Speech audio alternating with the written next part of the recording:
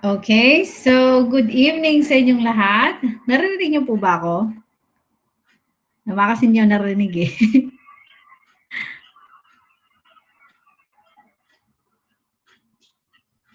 Okay, medyo narinig naman. Okay, so good evening sa inyong lahat. My name is SMD Michelle, or known as Tamia, and welcome to our lecture for tonight dito sa Wealth Academy, kung saan tayo magtuturo dito how I'm going to save in the best way, di ba? Pero sa ngayon, bibigyan ko kayo napakagandang topic about ways in managing your personal finances, di ba? Kasi nga, marami sa ating mga kababayan ang hindi nila alam kung paano nga ba nila i-manage ang kanilang finances, di ba? So ano nga ba yung mga bagay na pwede nating gawin para ma-personalize natin ang ating mga finances, di ba? So, ito yung mga paraan na pwede nating gawin para in the near time, makapag-save tayo, or ngayon pa lang is makapag-start na tayo kung paano tayo mag-save. Okay? So, the first thing that we will do is, syempre, iisipin muna natin yan, di ba? Am I going to save it now or save for later? Di ba? Isipin natin, bakit nga ba ako mag-spend ng mga pera ngayon? Bakit ba ako gagastos? Ano ba yung mga pwede kong i-save soon? Di ba? Siyempre, alam naman natin nagkaroon tayo ng mga pandemic kung saan nagkaroon tayo ng mga iba't ibang klase ng problema, di ba? So, dyan is, ang nangyayari dyan is, hindi natin alam kung ano una natin gagawin, di ba? Spend now or I will save it later. Kasi nga sa sobrang dami nang nangyari sa atin, di ba? So, hindi natin alam kung anong pwede nating unahin. Kasi nga, syempre yung nanay ko, yung tatay ko, yung mga kapatid ko, yung kamag-anak ko, kailangan nila yung tulong ko. Lalo kung ikaw ay OFW, di ba? So, I need to spend my money now. Kasi nga, syempre mas kailangan nila yun. I would save it later. Paano kung pagsasabayin mo yon? Pwede nga ba yon? Pwede, di ba? Because you need to manage your finances, okay? That is the reason why we're here. So minsan kasi mahirap talagang manimbang di ba? Pagdating sa saving and spending your money, di ba? Lalo ngayon nagkaroon tayo ng pandemic, so napakahirap talagang magdesisyon kung ano nga ba 'yon, di ba? So let me help you to do it. Okay? So kung ikaw yan, si ate, di ba? So iniisip mo, ano nga bang gagawin ko? Anong una kong yayakapin, di ba? Is it spending? I'm going to cut it or I'm going to save it for the future, di ba? So, dyan, pinapakita dyan is kung anong unang-una niyang yayakapin. Siyempre, pinapakita ko dyan, if we're going to cut our spending, plus we're going to save it, because we have a better future or brighter tomorrow, di ba? Bakit? Kasi, bakit brighter tomorrow, Michelle? Alam mo naman, naghihirap tayo ngayon, di ba? Bakit? Hindi na po ba tayo magkakaroon ng cost later? Or I mean, hindi na nga ba tayo gagastos next time? Di ba? So, we must know what are the things that we must do. Di ba? So, if you're going to cut your spending, let's say, pwede tayong magbigay. Di ba? Kung kumikita ka naman ng medyo malaki, try to save, di ba? Kung halimbawa, sakto-sakto lang, you can still save it. In what way? Spend less, okay? Let's say, kung ano lang talaga yung kaya mo, yun lang ang gagawin mo or gagamitin mo. And then, save some, di ba? So, still, nakakapag-save ka and you will have a better future. Yun, di ba? So, ano nga bang pwede kong gawin? Of course, meron tayo ditong tinatawag natin na isulat o ilista. Di ba? So, importante nga ba to kung kailangan dapat parating talagang ilista o isulat ang mga bagay-bagay? Of course, kasi dito natin malalaman kung saan napunta ang ating mga pera. Di ba? Like, kailan? Di ba? Ano pa? Magkano at ano? 'di ba? And lastly is bakit pinagkagastusan. Okay, first is kailan. Sinusulat natin or kailangan nating ilista kasi para alam natin kung kailan natin ito ginastos. Okay? So let's say for example, birthday, ito, pandemic, ginastos ko to kasi kailangan nagbigay ako ng relief goods, nagbigay ako ng nagbigay ako ng extra money sa family ko, gumastos ako ng ganito, gumastos ako ng ganyan, di ba? That is the way why we should write it, okay? Para alam natin kung kailan mo to ginastos. Kasi mahirap yung pagdating ng end of the month, wala ka ng pera, hindi mo alam kailan mo ba ginastos yung pera mo. Diba? And secondly is you must know magkano at ano. Let's say for example, you bought a clothes, dapat alam mo kung anong klaseng damit yan. Diba? Kung magkano ba to at anong klase ito. Bumili ka ng stuff, let's say for example, bumili ka ng furniture sa inyong bahay, diba? Dapat alam mo kung anong klaseng furniture ito. Kung halimbawa, bumili ka ng let's say refrigerator, anong klaseng refrigerator to? Ito ba yung 2-door, 1-door, di ba? Gaano ang nakukonsumo nito? Gaano kamahal ito, di ba? Dapat alam natin, we need to classify it, di ba? Magkano at ano? Anong klase yun, di ba? So yun ang napaka-importante kasi in time, mas malalaman natin kung ano nga ba yung mga bagay na binili natin para doon, mas madali nating malalaman. And lastly is, bakit pinagkagastusan? Ito ang pinaka-importante sa lahat. Bakit pinagkagastusan? Okay? Think about it. I bold the word kagastusan because the fact na hindi natin alam, which is, tama bang ginastos natin yung pera natin or hindi? Let's say, for example, we bought a clothes. Kailangan ko ba yung damit na yon? Diba? If not, why did you bought it? Diba? Dapat isipin mo, bakit ko nga ba binili yon? Diba? Or bakit kailangan kong bumili ng isang bagay? Diba? Kasi, syempre, dapat iniisip mo kung ano yung mga bagay na binili mo. Diba? Or bakit pinagkakagastosan mo to? Kasi, para doon malaman mo kung saan nga ba napupunta ang iyong pera. Okay? The 3 things that you must do is ilista mo ito and always remember kailan, magkano at kung anong klaseng bagay ito at of course, bakit mo ito pinagkakagastusan. So think about it, okay? Think first before you buy something, okay? Or ilista natin yon para alam natin kung dapat nga ba o hindi ang ating mga binibili. Okay? Next is, ayan. Okay, so we need to identify, of course, we need to classify, and lastly, we should know the level. Okay, anong ibig sabihin nito, di ba? Dapat kailangan nating i-identify yung mga bagay na gusto natin, di ba? Let's say, for example, kung talagang kailangan mo to or hindi, i-classify mo siya kung ano classification nila. Less need, more needs, or like this, di ba? Dapat alam natin yung mga yan, di ba? So, pag level naman, dapat alam natin kung talagang saan nga ba talaga sila dapat. Diba? So, mas doon, malalaman mo kapag nilista mo siya, you must also know about the identification, classification, and level of those stuff na binili mo. Diba? Para at least, hindi ka nahihirapan pagdating ng panahon kung ang bibilin mong isang bagay ay dapat para sa'yo. Diba? That is a simple thing about managing your money. Okay? And when it comes to financial, personal finances kasi, nahihirapan ng mga tao kasi ayaw nilang maglista. Diba? Hindi nila ma-identify, hindi nila ma-classify kung anong klase. And of course, lastly, hindi nila nile-level kung talagang need ba nila ito or they just think that it is only a wants. Okay? We must know that alam natin dapat kung ano yung needs natin at wants natin because it is different, di ba? Yung needs natin is the thing that we really need, okay? Wants is things na gusto lang natin, di ba? Gusto ko to eh. So, dapat we must know about it, di ba? Kung ano nga ba yung mga bagay na yon. Okay? So, another tip is we need to review your monthly expenses. Dapat alam natin because we all know cost of living is very high. Expensive, moderate, diba? Hindi natin yung masasabi kasi alam natin sa panahon ngayon na napakataas ang bilihin. Diba? Ang tataas ng bilihin, lalo ngayon, nagkaroon ng pandemic. So, the fact is, mas mataas ang bilihin kasi we need more supplies from other countries na hindi naman tayo nakakapag-import, nakakapag-export, diba?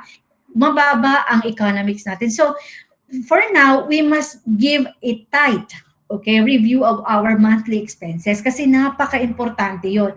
Most especially now kasi syempre dapat alam natin saan ba talaga napupunta yon, di ba? Dapat isipin natin kung yung pagtaas ng presyo ng bilihin, dapat isipin din natin yan, di ba? Kasi yun yung napaka-importante sa panahon ngayon, yung taas ng bilihin, di ba? So yung mga sa rentals ba, kung magbabayad ka ba, di ba? So kung pagbabayarin ka ba ng mga ano mo, yung landlord, di ba? So dapat isipin mo yon. You must review your monthly expenses also. So dapat alam mo yan para hindi ka sobra. At least you can save, di ba? So on the upper part of this picture, you can see I put there a picture where you can put your income, that is 100% of your income, tithes, savings, is equals to expenses. So it depends on you. Diba? So this is a classification how I do my expenses. Okay? So how about you? Ganyan din po ba? Okay. so you must ask yourself if you do the same thing, 'di ba? Para mas maganda if you know, if we spend too much, if we save less, 'di ba? So dapat magbibigay din tayo, 'di ba? So as I mentioned a while ago, we need to classify our expenses in 3 different ways. Okay? So ito yon. Okay? A look back at the budget. Diba? So we must have, okay, these are the things that we must have. Okay, we must have, better to have, at like to have. Ano-ano nga ba yon? Diba? So dito tayo sa must have. Ito yung mga bagay na kailangan natin araw-araw. So must have. So ano nga ba yung mga kailangan natin araw-araw? Siyempre, pagkain. Di ba? Pagkain ang isa sa unang kailangan natin. Di ba? So, araw-araw yan supply. Okay? So, siyempre, ang pag-aaral is napaka-importante din sa ngayon. Di ba? So, alam naman natin, ngayon is nagkakaroon tayo ng online school ngayon kasi mas prefer nila na magkaroon ng online teaching sa school ngayon sa mga bata, di ba? So still, magbabayad pa rin tayo ng mga tuition fees, di ba? So kung halimbawa nag-resume ang school, so we need to give them a budget for school, we need to give them a baon, di ba? So yung mga yun, dapat yun sinusulat natin because those are the things that must have, di ba? Kailangan ng mga anak natin, ng mga kapatid natin, di ba? Alam nga naman wala silang baon, kawawa naman. Paano kung may project sila? Imposibleng hindi sila pwedeng gumawa. Diba? So those are the things that must have. Okay? At ano pa ba? Ito, syempre itong napaka-importante is our paid bills. Ito yung mga sa electric bills, sa water bills, at kung ano na pang bills. Okay? Wag yung bill ha. Only the bills that we need. Okay? So we need to pay for it. Okay? So dapat alam natin kung ano nga ba yung babayaran natin for this month, di ba? So ano yung mga importanteng babayarin natin? Kung tayo nagre-renta ng bahay, dapat isulat natin yan. Okay? So kung halimbawa sa food naman, dapat ilista natin ano nga ba yung magandang budget for the whole month, di ba? So syempre nagkaroon ng lockdown, ang dami mga chefs sa atin, di ba? So I guess marami kayong iba't ibang putahe na iisip ngayon, di ba? More healthier food sana po tayo ngayon kasi we know that health is wealth, di ba? So dapat yun ang iisipin natin. So we must have a food, paid bills, and of course, schools for our kids. Those are the examples of must have. Okay? Ano naman ang better to have? Okay? Ang better to have naman is mga bagay na kailangan mo at wala ka ng, of course, mapagpipilian. Okay? So, ano nga ba yon? Okay.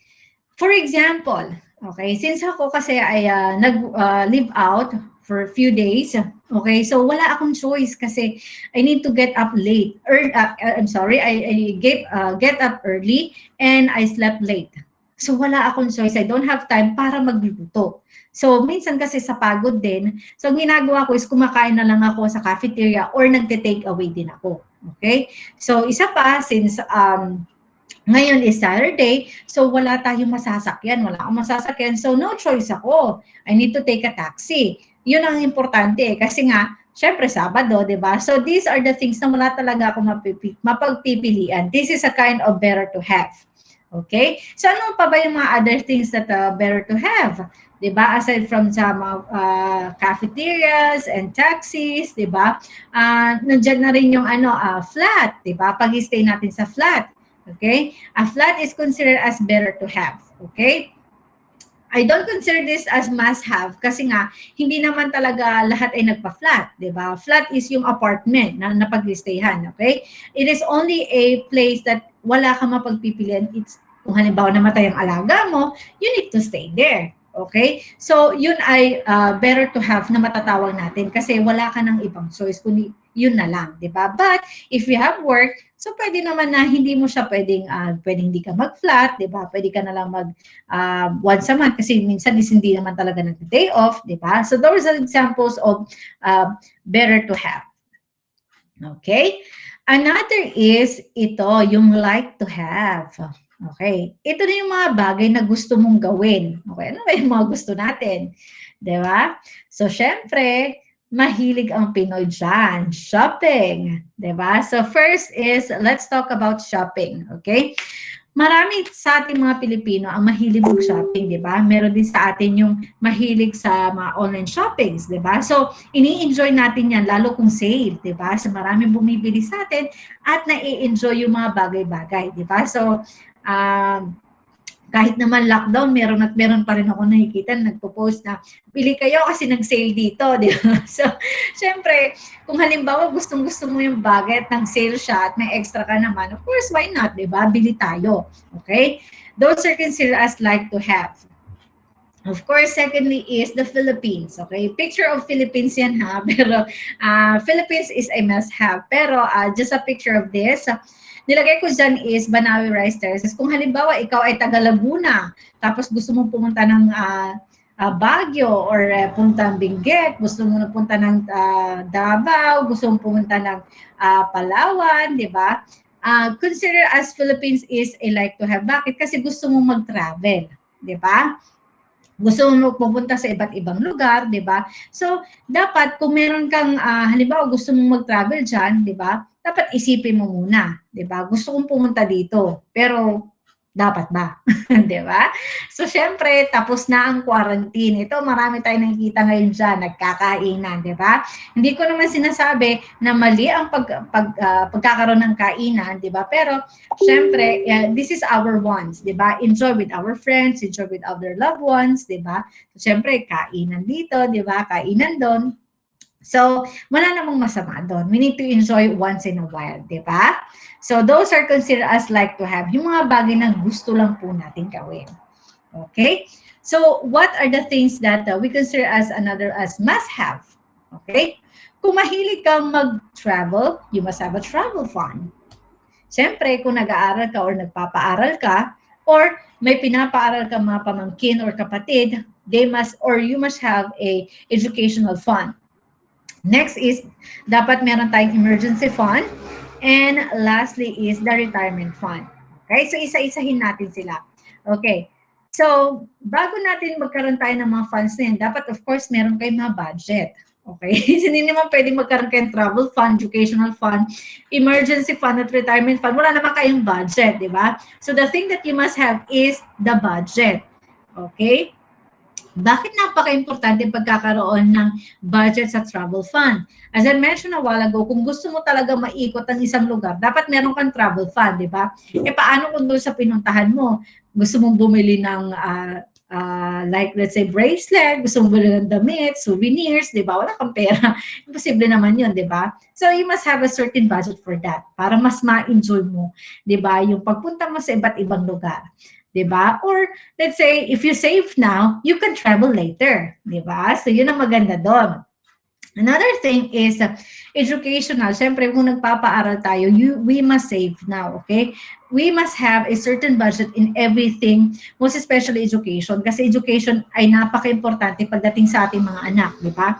So, dapat binibigyan natin sila ng magandang kinabukasan, pero kung bibigyan natin sila ng magandang kinabukasan, dapat hindi rin sasakit yung ulo natin, di ba? Kasi nga, lalo ngayon, di ba, kahit naman lockdown, pinag-uusapan pa rin, di ba? So ngayon, yung mga parents, pinagtinatanong na sila kung anong gusto nila, online ba or magre-resume ang school, di ba? So, ayan, dapat pa lang yan. So, ngayon, pinag-iisipan nila that will be on August. So, kung August pa lang yung pasukan, dapat ngayon ka na may certain budget na, di ba? You must save, save, save, save.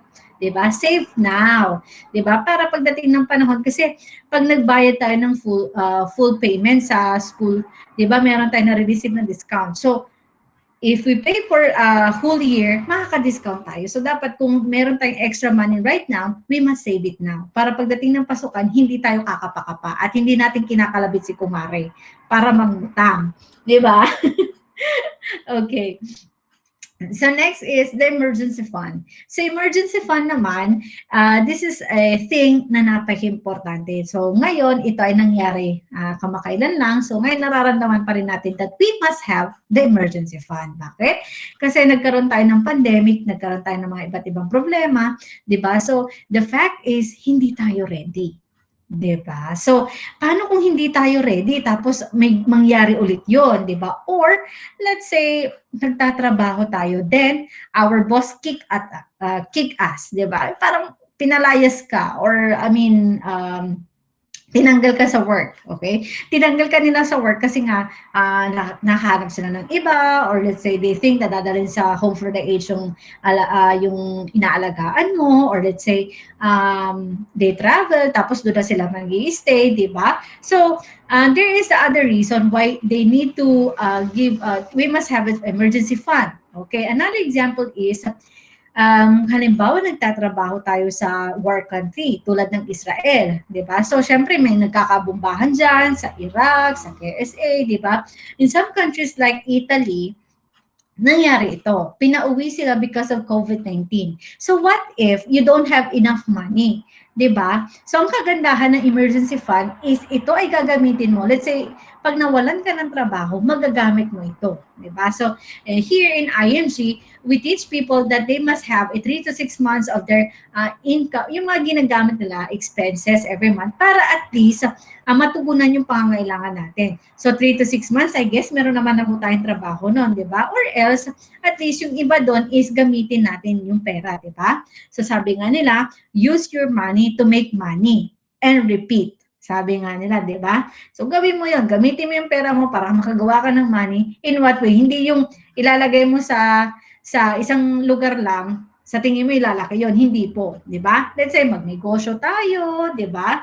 So, during these emergency cases, we must do something like, pwede tayong magnegosyo, pwede tayong gumawa ng way. So, syempre, tulad ng sabi ko kanina, di ba? Nagkaroon ng quarantine, so marami ng magaling magluto. Diba? So, I guess, pwede mong i-try yung mga nailuto mo, yung na-try mong na-practice na iluto, so pwede mong ibenta yun. Diba? So, it's a good example. At least, nagamit mo na yung, yung capability mo or yung talent mo na nahanap mo, diba? And the next is, of course, na-enjoy mo pa, di ba? Kumita ka pa, di ba? So those are the things that you must do, di ba? Dapat madiskarte tayo. Sa panahon ngayon, diskarte ang labanan, di ba? So gamitin natin ang ating emergency fund. Kung halimbawa, in case of emergency and you think that you don't have enough money to save or that you can use in time, di ba? So gamitin mo to pang negosyo, pwede rin, di ba? Kung talagang emergency. Diba? But those things are ginagamit talaga in case of emergency, diba? So as I mentioned, if you want your emergency fund more useful, okay, and you think na walan ka ng trabaho, wala kang ibang pwedeng gawin, diba? If you have enough money, so ang gawin mo doon is make money from your own money, diba? I-enjoy mo yan, palaguin mo, diba? So diskartehan mo yan. Yan ang emergency fund, okay? So next is the retirement fund. Sana lang. Kev! Patuwa! Patuwa!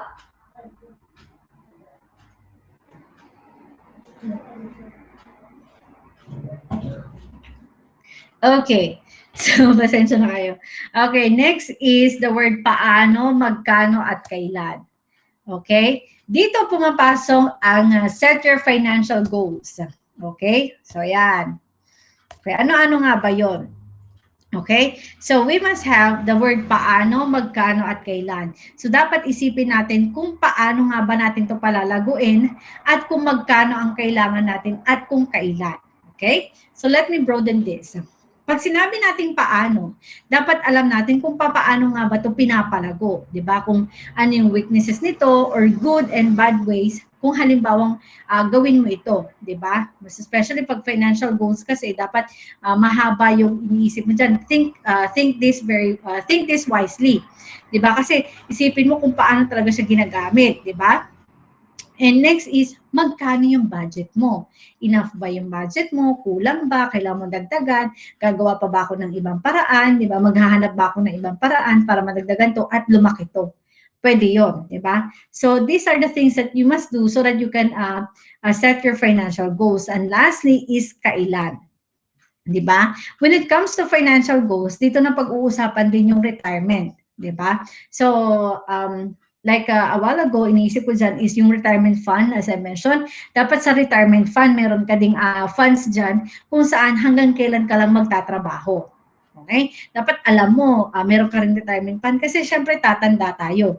Diba? So, dapat isipin natin kung ano nga ba yung pwede natin gawin. Diba? In the future. Diba? So, let's say, pagtanda ko, pag the age of 70, 60, 70, something like that, ito na yung gagawin ko. Diba? So, dapat meron kang retirement fund. Before that, dapat isipin mo rin na hanggang kailan ka magtatrabaho. Diba? Kasi pag sinabi natin retirement, this is more on enjoying our life na, diba? Kung meron tayong mga apo, we need to enjoy it with our apos, we need to enjoy it with our families, diba? So, yun ay isang bagay na pwede natin gawin. Okay? So, next is be in a financial world. Okay? So, ayan. Okay. There are different ways how you be in a financial world. Okay? So first is, ang una mo dyan makikita is hindi yung mga picture. Okay. So, pwede dyan is, we have, of course, financial educator like us. So, dito sa ING, marami tayong financial educator and we do a live lecture like this. Of course, meron din tayong mga live lectures kung saan ginagawa yan. At sa DZMM, Kape at Salita from TV station, ay ito ay pinapanood natin. Okay, pwede rin kayo mag-search sa internet. Okay, pwede rin tayo sa radyo, social media. Sa social media, meron tayo dyan mga iba't ibang ways na paano palaguin. Sa Facebook, marami dyan. Diba? So, syempre, yung mga nag-invite sa inyo, makikita nyo yung mga pinupost nila at tinuturo nila. Diba? Sa newspaper, ganun din. Diba? So, dapat alam nyo yan at makita nyo that you must be in a financial world. Napaka-importante po ito kasi nga, pagdating ng panahon, mas mai-enjoy nyo, mas maiintindihan ninyo ano nga ba ang kahalagahan ng financial education. Diba? So, dito, mas makakapag-save kayo your personal finances kasi yung mga financial educator is mas mai-discuss nila sa inyo, mas mapapaintindi na sa inyo kung ano yung mga bagay na pwede nyong gawin. Okay? And ito, syempre, meron tayong tinatawag dyan na mutual fund. Okay? Ang mutual fund naman is meron tayong tinatawag dyan na fund manager na kung saan siya ang nagmamanage ng ating mga finances. Okay? Si fund manager naman, siya ang minamanage yung finances natin or funds natin sa ating mutual fund. Okay? So, napakaganda ito para in time, let's say for example, gusto mo magkaroon ng retirement fund at gusto mo mas tumago ito, ilagay mo sa mutual fund. Gusto mo yung anak mo ay baby pa at gusto mo magkaroon siya ng educational fund at mas malaki ang iyong budget, ilagay mo rin ito sa mutual fund. Diba? So at least, nandyan si fund manager para palaguin niya ang ating mga expenses or yung pera natin. Diba? I'm sorry, not expenses, but yung pera natin sa mutual fund. Diba? So as you can see there is trust, investment, family, close, rules, di ba? So nakikita niyan pensions at iba pa, securities at iba pa, di ba? Nasa sa inyo ho yan kung magkano. Pero dapat, kung halimbawa, gusto niyo magkaroon ng mutual fund is dapat alam niyo kung hanggang kailan. Dapat meron kayong goals, di ba? Let's say, for example, 5 years. Dapat 5 years, gusto ko magkaroon ako 5 million. So, dapat yung 5 million na yan, dapat maisip mo kung magkano nga ba yung dapat mong kailangan, 'di ba? So without that 5 million, dapat alam mo kung enough ba yung pera mo every month, dapat marireach mo ba yung 5 million at 5 years. Dapat minumultiply mo yan. So if you want to know more about mutual funds, okay, just ask the person who invited you to watch here, 'di ba? At least diyan mas mapapaintindi na sa inyo kung ano ang kahalagaan ng mutual fund. Dahil napaka-importante po ito. Okay? So another example is me. Okay, I have a daughter. So, ang pera niya is yung para sa kanyang future education, ginawa ko is nasa mutual fund siya. 'Di ba? So, in time, ito yung gagamitin ng anak ko para at least alam kung lumalago. Kasi alam naman natin, pag nilagay ko lang yan sa bangko, maliit lang yung interest. So, hindi siya mabibigyan ng mas magandang I guess hindi siya mabibigyan ng ganun kalaki sa inaasahan ko. 'Di ba? So mas gusto ko mas lumaki pa siya habang bata pa ako at habang bata pa yung anak ko. Sinasabayan ko 'yan. 'Di ba? So kayo kung gusto niyo iniisip niyo about your retirement, pwede rin sa mutual fund, 'di ba? Dapat at least ngayon pa lang nagsi-save kayo. So that is another way of saving your financial personal finances. Okay, kay fund manager. Okay? So lastly is yung tinatawag natin dyan na protection for yourself and your family. Okay, ano nga ba yung tinatawag natin na protection for yourself and for your family at bakit natin sila kailangan protektahan? 'Di ba? Ang ating pamilya at lalong na ating sarili. Okay? So, napaka-importante na kailangan proteksyonan natin ang ating sarili, lalo kung tayo ay breadwinner. Bakit? Kasi kapag pagdating ng panahon na tayo nagkasakit, kawawa naman ang ating mga pamilya, 'di ba? So dapat isipin natin na magkakasakit ba ako, 'di ba? Kung halimbawa may mangyari sa akin, kawawa naman sila, 'di ba? So dapat isipin niyo rin yung sarili niyo. This is not a way of being selfish, 'di ba? This is the best way for you to know na importante din yung buhay mo. Dapat isipin mo na dapat hindi lang yung family mong iniisip mo, 'di ba? Kasi siyempre tayo minsan iniisip natin na dapat bigyan ko yung family ko ng ganito, dapat ganyan, 'di ba? So dapat iniisip natin na hindi lang 'yun ang dapat natin gawin, 'di ba? So dapat pinapakita natin siya na mas importante pa rin na bigyan natin sila ng magandang future. As another way is dapat alam natin kung protektahan din natin ang ating sarili. Diba? So, we must have our own protection by having our health insurance, diba? So, syempre, pag nagkasakit tayo, para at least hindi na natin sila maaabala, diba? So, yun ang napakaganda ng pagkakaroon ng health insurance para at least, diba, if you protect yourself, you also protect your family, diba? And ito naman, diba?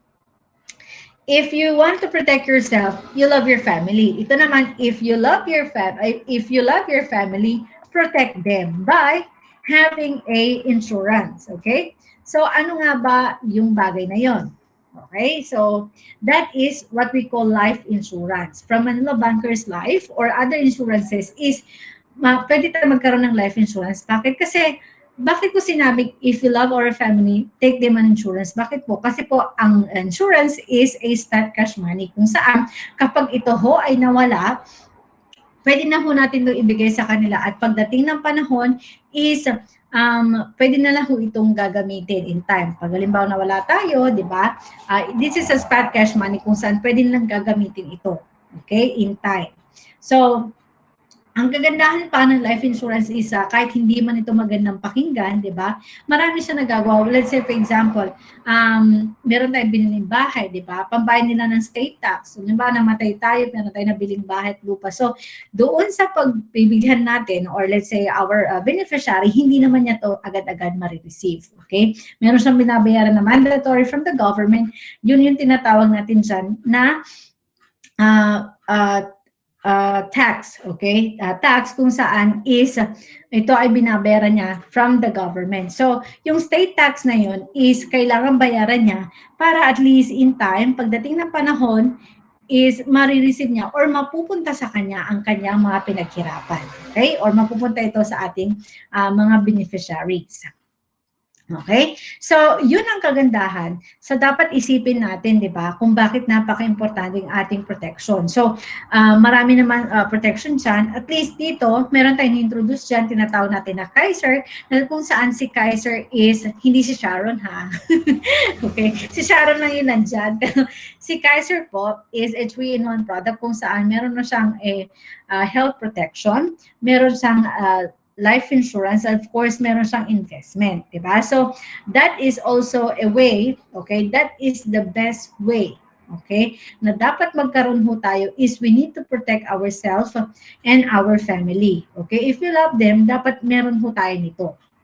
Diba? Ito yung isa sa pinaka unang paraan how we're going to manage our personal finances, okay? So dapat alagaan ho natin ang ating sarili, 'di ba? Mahalin din po natin ang ating pamilya. At lastly is we need to have a save for the future, 'di ba? So as I mentioned a while ago, kung ano ho ang gusto nyong gawin, dapat ngayon pa lang pinag-iisipan nyo na. Kasi napakahirap na magplano ng isang bagay na hindi nyo ho alam. Another thing is dapat sinusulat nyo ho ang bawat bagay. Okay?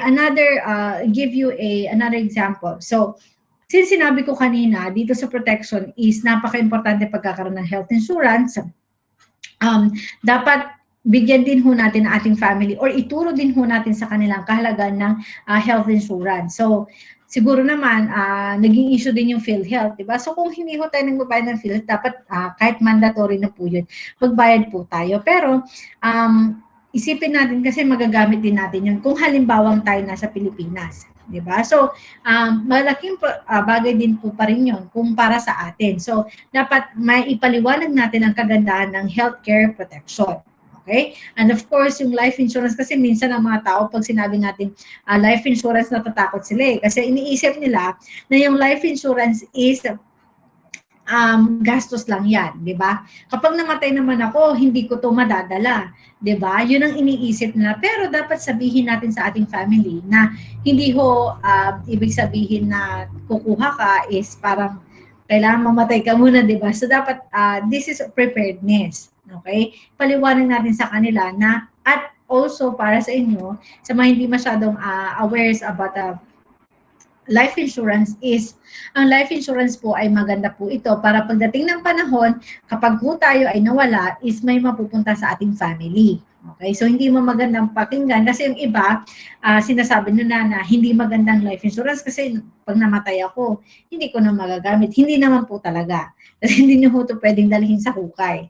Okay? Only your family gonna use it. Diba? So, sabi ko nga kanina, if you love your family, take a life insurance. If you love your family, take also a healthcare insurance para sa iyo, 'di ba? So, very simple ito para mas maintindihan natin kung ano nga bang ibig sabihin ng mga 'yan, 'di ba? So, again, thank you very much for attending our lecture for tonight.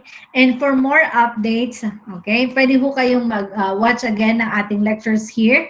And again, we have some Facebook page, so you can watch also from Pinoy Millionaire at dito ho sa Wealth Academy. So you can watch some financial education. At kung may question ho kayo, you can ask the person who add you in this lecture. Have a great day. Good night.